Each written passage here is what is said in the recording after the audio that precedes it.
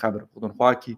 और खैबर पख्तूनख्वा में पिछले तकरीबन 1 हफ्ते के अंदर बहुत तेज़ी से तब्दीलियाँ हुई। एक तो तरफ तो हमले जो हो रहे हैं पुलिस फ़ोर्स के ऊपर, एफसी के ऊपर या आर्मी के ऊपर, उसमें तेज़ी आई है। हिंदुओं की फ़ौज से लड़ोगे, जैसा बोलते हैं पाकिस्तान, तुम हिंदुओं की फ़ौज से लड़ोगे, तुम जिहाद करोगे और अल्लाह की राह पे तुम जिहाद करने जा रहे हो कश्मीर। अब जिहाद से तो हवा निकल गई। आरज़ू जी, हर एक मुल्क का एक डीप स्टेट होता है, जो कि स्टेट के कंट्रोल के बाहर होता है एक डीप स्टेट। और वो डीप स्टेट जो है, उसमें अपनी फिलॉसफी होती है, अपनी थिंकिंग होती है, and that is always out of control. आपका क्या नाम है? रऊफ। रऊफ। कहाँ क्यों? साहिवाल। कौन सी गांव क्यों? मैं 41-12 का। हाँ, 41 गांव का, चिचौनी शहर का। हाँ, और कौन सी बटालियन क्यों? 37 चक्के का। 37 से कौन सी कंपनी को? मैं हेडक्वार्टर कंपनी। क्वार्टर। ये मेजर? ये भी हेडक्वार्टर कंपनी। तो नेट क्वार्टर। पाकिस्तान की ज़मीन से ही पाकिस्तानी फ़ौज के मेजर, पाकिस्तान के डीजीपी जो हैं वो किडनैप भी किए जा रहे हैं, और कहीं अफ़गानिस्तान में नहीं, कहीं ईरान में नहीं, कहीं दुनिया के और किसी कोने में, पाकिस्तान के अंदर ही उनको किडनैप करके रखा भी जा रहा है। और पाकिस्तानी फ़ौज की इतनी हिम्मत नहीं है कि जाएं और बहादुरी दिखाते हुए उनको छुड़ा लें।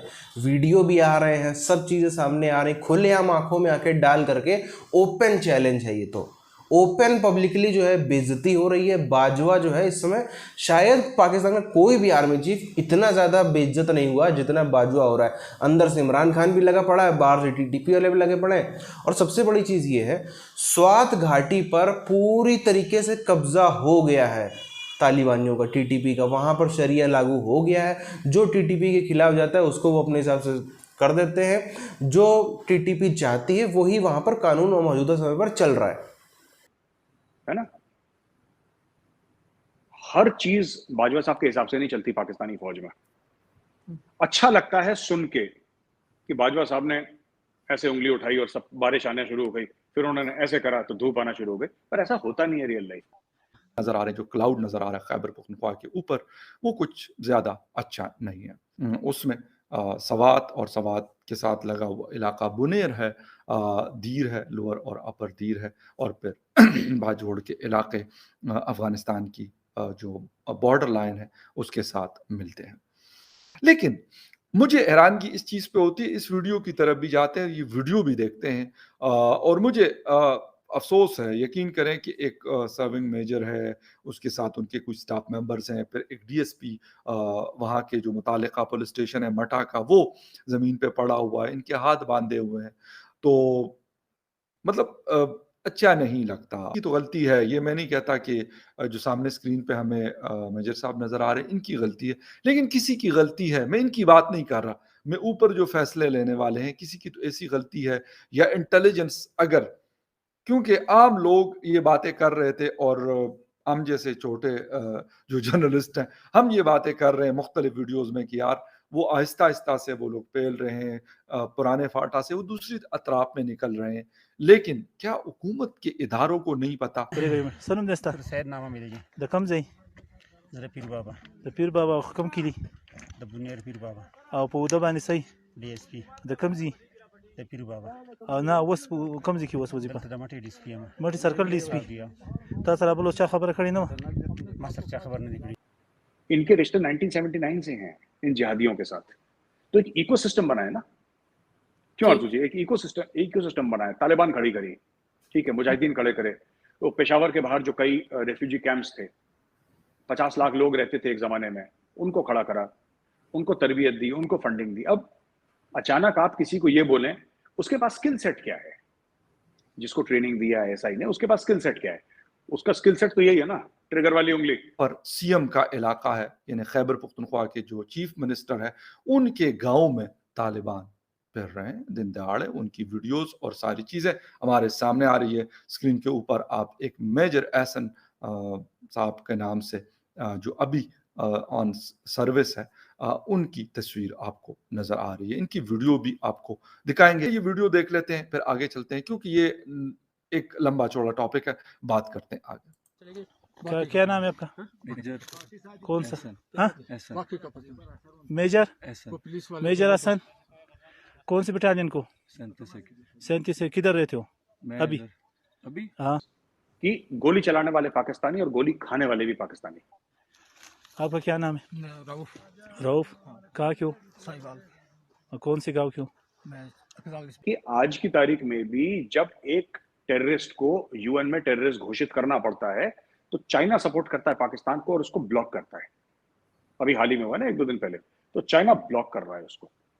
मैं आपको सिर्फ ये समझा रहा हूँ आरजू जी कि ये जो पूरी चीज है ना कि हम इसको ब्लॉक कर देंगे और हम ये ऐसा वैसा कर देंगे दुनिया भर, तो ये हमें समझने की थोड़ी सी जरूरत है आरजू जी कि इतनी जल्दी ये सब चीजें नहीं मरती हैं। ये इसके ऊपर सिर्फ लश्कर तैयबा के चीफ को जेल में डालना इनफ नहीं है कि आपने हाफिज सईद को जेल में डाल दिया। Pakistan needs to crack down on the Lashkar Taiba.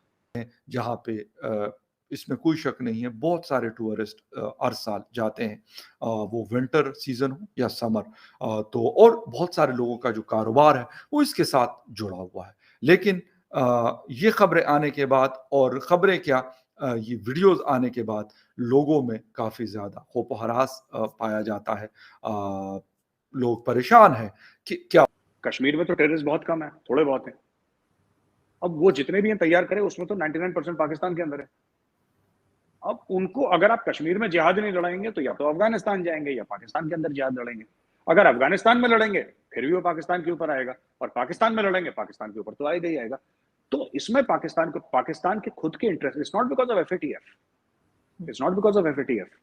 अभी देखिए, अगर तालिबान, हम कहते हैं कि तालिबान आ गए खैबर पख्तूनख्वा में, अंदर आ गए तालिबान, ठीक है ना, ये तालिबान आ गए वहां पे, ये अपनी कोर्ट कचहरी लगा रहे हैं, अपना जो भी कर रहे हैं। तालिबान है वो भी एक पावरफुल फोर्स के तौर पे जाने जाते हैं, और जहाँ पे जाते हैं फिर लाजमी सी बात है वो अपनी मनमर्जी भी करते हैं। ऐसा नहीं है कि वहाँ पे वो रहते हैं तो किसी को कुछ कहते नहीं हैं, तो लाजमी सी बात है वो फिर उनका अपना एक तरीकाकार है। हमने पहले भी देखा था 2009-10 में भी 5 तो पाकिस्तान उसको जान से मार दे।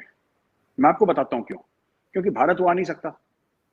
कश्मीर में छुटपुट ये पटाखे फोड़ते रहेंगे, लेकिन ये लोग, हम देखिए बात ये है ना कि देखिए हाफिज सईद, पाकिस्तानी आर्मी ने ट्रेनिंग दी लश्कर तैयबा को, जैश ए मोहम्मद को, ठीक है। मैं आपको एग्जांपल समझाता हूँ चलता कैसे गेम है। आपने बोला कि दौरा आम करेगा फिर दौरा खास करेगा।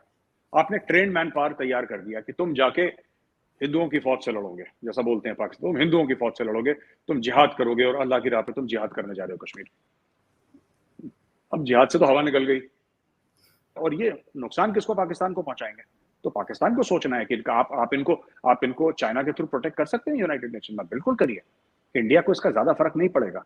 इसका पूरा का पूरा फर्क, जो मुल्क में इस बार आग लग रही है, आपके वायलेंस हो रहा है, ये कौन करवा रहा है? आप ब्लेम कर सकते हैं कि रॉ ने करवा दिया, सीआईए ने करवा दिया, मोसाद ने करवा दिया। आप दोष देना है, आपको किसी को गुनहगार ठहराना जरूर ठहराइए। जो ये सरेंडर है, जो स्वाद घाटी पूरी तरीके से पाकिस्तानी फौज ने सरेंडर कर दी है कि जाओ, टीटीपी का यहाँ पर शासन हो गया, टीटीपी को पूरी तरीके से दे दिया और ये खुद जो है बैकफुट पे आ गए।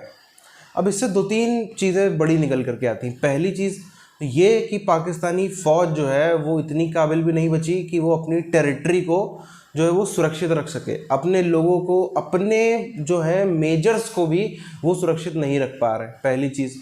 दूसरी चीज़, टीटीपी ने, यहाँ हम कह लें जो तालिबान ने, दोनों मिक्स ही हैं वैसे तो, उन्होंने जो दावा किया कि हम अटक तक सब कुछ छीन लेंगे, यानी कि पूरा का पूरा केपीके जो है वो छीन के ले जाएंगे, तो वो भी अब तो लग ही रहा है उसकी तरफ बढ़ते चले आ रहे हैं। थोड़ा सा हिस्सा तो छीन लिया ही है, थोड़ा सा क्या, बल्कि वो भी छोटा मोटा एरिया नहीं, अच्छा खासा एरिया है। धीरे धीरे करते करते कुछ समय में ये लोग पूरा अटक तक पहुंच भी सकते हैं।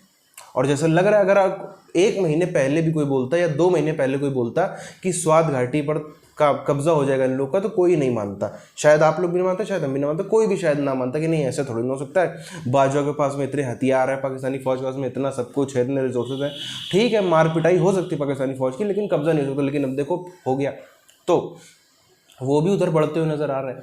अब इससे बलोचों को भी कॉन्फिडेंस मिल रहा है, बलोचों को भी नज़र में आ रहा है कि अगर हाँ ज़्यादा उत्पात मचाओ तो ये पाकिस्तानी फ़ौज जो है ये असल में गीदड़ है, भाग जाएंगे। ये असल में डरपुक्के हैं, ये भागते ही हुए नजर आएंगे और कुछ कर नहीं पाएंगे। जिस तरह के टीटीपी ने आतंक मचाया, भागे ना, वैसे बाकी जगहों पर भी ये भागेंगे। अब जो ये पूरा का पूरा बेल्ट है, ख़ास तौर पर जो केपीके है और वेस्ट पंजाब का भी उधर वाला केपीके से जुड़ा वाला हिस्सा, ख़ास तौर पर इनके, बाकी समय भी ये हुआ काफ़ी ज़्यादा, लेकिन इनकी अगर हम बात करें तो पिछले 1000 सालों में अगर आप देखोगे ना, जितने भी ये आक्रमणकर्ता आए ये लोग कोई एक बार कन्वर्ट नहीं हुए, ये हर 10-20 साल में कन्वर्ट होते रहे।